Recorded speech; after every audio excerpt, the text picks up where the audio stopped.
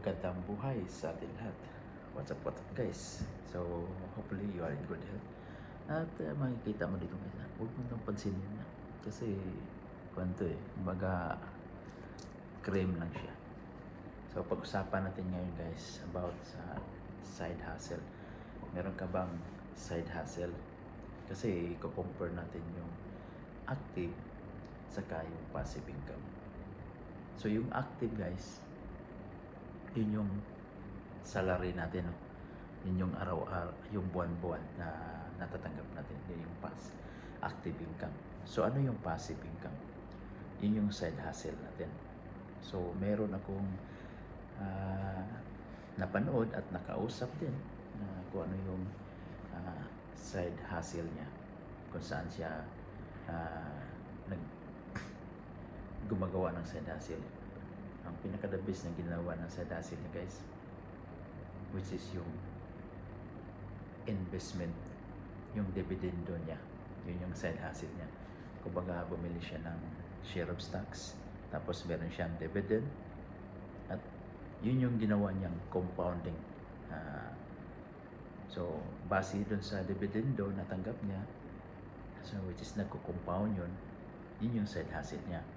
At the same time, nag-invest siya ng different portfolio para sa kanyang side hustle.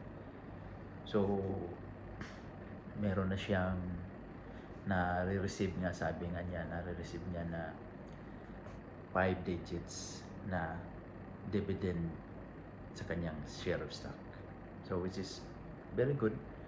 Kaya tayo, sinishare ko dito para tayo magkaroon ng idea at the same time maging learning sa ating sarili, sa ating future, no? So kailangan kung ano yung side hustle natin. So iba hindi pa makapag-start ng larangan ng investment sa share of stocks. So kulang yung sahod, wala pang iba talagang pagkikitaan. So try to apply na maghanap ng malalaking sahod para magkaroon ng investment. So ganun yung strategy. Yun yung tinuturo ng libro yun sa ating nabasa, which is yung I will teach you to be a millionaire. So ganun siya guys. So kailangan lang na magkaroon tayo ng passive income. So para madagdagan, let's say kagaya ko, let's say siyempre may pamilya tayo, yung asawa mo or either ikaw, yung pamilya nyo, meron kayong tindahan, meron kayong ibang passive income, di ba? Or meron kayong mga online services, or ikaw nagtuturo ka aside sa yung trabaho ngayon. So that's part of the side hustle.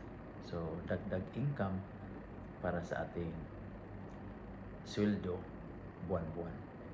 Okay? So